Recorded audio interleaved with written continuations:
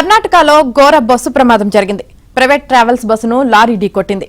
వెంటనే మంటలు చెలరేగడంతో 17 మంది సజీవ దహనమయ్యారు. బెంగళూరు నుంచి శివమొగ్గ వెళ్తుండగా ఈ ప్రమాదం జరిగింది.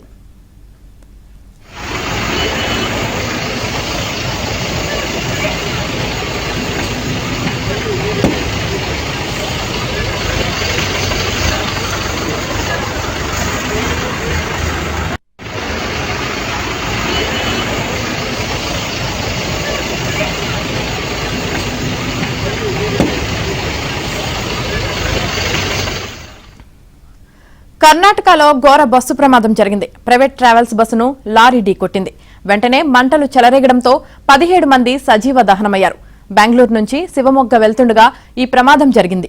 ఇక ఈ ప్రమాదానికి సంబంధించి పూర్తి సమాచారం మా ప్రతినిధి రుత్విక్ అందిస్తారు. రుత్విక్, కర్ణాటకలోని చిత్తూరు వద్ద ఘోర రోడ్డు ప్రమాదం చోటు చేస్తుంది. రాత్రి బెంగళూరు నుంచి బయలుదేరిన శివమొగ్గకు బయలుదేరిన ప్రైవేట్ ట్రావెల్ స్లీపర్ బస్సు చిత్తూరుగా గొర్లాతి క్రాస్ వద్దకు చేరుకుంది. ఈ సమయంలో 48 హైవే మీద వెళ్తున్న సమయంలో గొర్లాతి క్రాస్ వద్ద ఆపోజిట్ గా వస్తున్న లారీ డివైడర్ దాటి ఇటుపక్క వచ్చి కూడా బస్ ని చాలా వేగంగా ఢీకొట్టింది. ఈ వేగంగా ఢీకొట్టిన సమయంలోనే వెంటనే కూడా మంటలు చెలరేగడంతో బస్సులో మొత్తం కూడా 17 మంది మృతి చెందారు. ఇందులో 12 మంది బస్సులోనే సజీవ దహనమైనట్టుగా కూడా తెలుస్తుంది. బస్సులో మొత్తం కూడా 29 మంది ప్రయాణిస్తున్నట్టుగా కూడా తెలుస్తుంది. వీరంతా కూడా ఇటు శివమొగ్గ అట్లాగే గోకర్ణ టెంపుల్ కూడా వెళ్తున్నట్టుగా కూడా తెలుస్తుంది.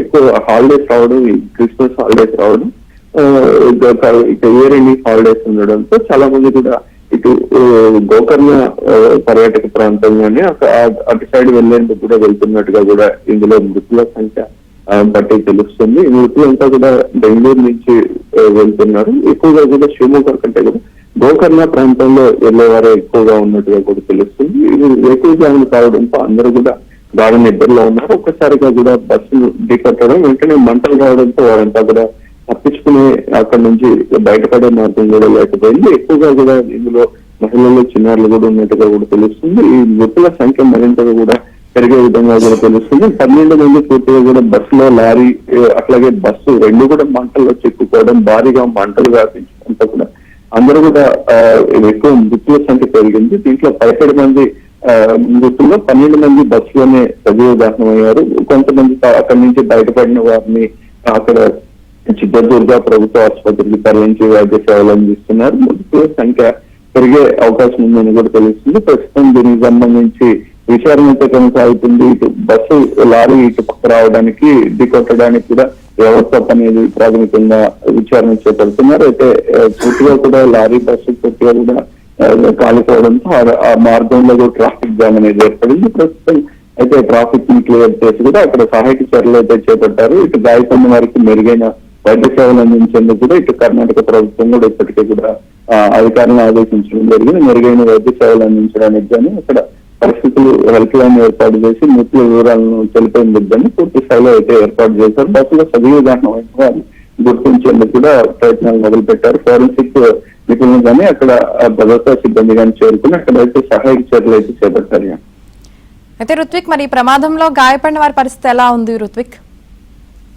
అధికంగా కూడా గాయపడ్డారు. కొంత ఫైర్ యాక్సిడెంట్ జరగడంతో కూడా కొంత కాలేని గాయాలతో కూడా బయటపడిన వారిని వెంటనే కూడా అక్కడ ప్రభుత్వ ఆసుపత్రికి కానీ వివిధ ఆసుపత్రికి తరలించి అయితే వైద్య సేవలు అందిస్తున్నారు. ఇంకా ఇందులో లారీని బలంగా ఢీకొట్టడం, ఫైర్ యాక్సిడెంట్ జరగడం రెండు కారణాలు ఉండడంతో కొంత అధిక గాయాలతో కూడా బయటపడిన వారు ఉన్నారు. వీరిని కూడా వైద్య సేవలు అయితే కొనసాగుతున్నాయి. ఇప్పటి వరకు 17 మంది మృతి చెందగా కూడా ఈ మృతుల సంఖ్య పెరిగే అవకాశం ఉన్నట్టుగా కూడా తెలుస్తుంది.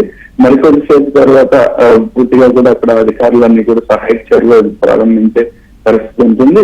వెహికల్ జామ్ జరగడం, అది కొంత సిటీకి కొంత దూరంగా ఉండడంతో కూడా కొంత సహాయక చర్యలు ఆలస్యమైంది. ఇటు భారీగా కూడా ట్రాఫిక్ జామ్ అనేది ఉండడంతో కూడా అక్కడ కొంత ఆలస్యం ఉందని చెప్పుకోవాలి. ఈ ముఖ్యంగా గాయపడిన వారిని వెంటనే కూడా ఆసుపత్రికి తరలించారు. అక్కడ మార్గంలో వెళ్తున్న వారు వెంటనే కూడా స్పందించి బస్సులో నుంచి కొంతమందిని కూడా వెలుపలికి తీసే ప్రయత్నం కూడా చేశారు. వారిని వెంటనే భద్రతా సిబ్బందికి సమాచారం ఇచ్చి వారిని అంతా కూడా ఆసుపత్రికి తరలించి అయితే వైద్య సేవలు అందిస్తున్నారు. ప్రస్తుతం అయితే మృతుల సంఖ్య పెరిగే అవకాశం ఉంటుందని కానీ ఇంకా స్వస్థత రావాల్సింది ఎవరెవరికి ఎంత గాయాలయ్యాయి, వారి పరిస్థితి ఎలా ఉందనేది కూడా మరి కొద్దిసేపట్లో తెలిసే అవకాశం ఉంటుంది.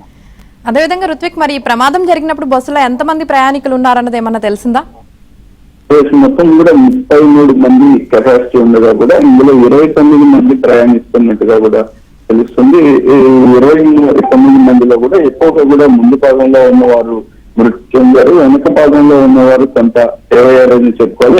ఎమర్జెన్సీ గేట్ నుంచి కూడా బయటపడ్డారు. వీరంతతో అక్కడ స్థానికులు ఎవరైతే ప్రయాణికులు ఉన్నారో వారు వెంటనే బస్సు ప్రమాదం జరిగి ఫైర్ రావడంతో కూడా వెనక డోర్ని ఓపెన్ చేసి కూడా కొంతమందిని కాపాడారు. వేగంగా కూడా మంటలు రావడంతో 12 మంది బస్సులోనే సజీవ దహనం అవగా మొత్తం 17 మంది అయితే మృతి చెందినట్టుగా కూడా తెలుస్తుంది. మృతుల సంఖ్య మరింత కూడా పెరిగే అవకాశం అయితే కనిపిస్తుంది. Right, thank you.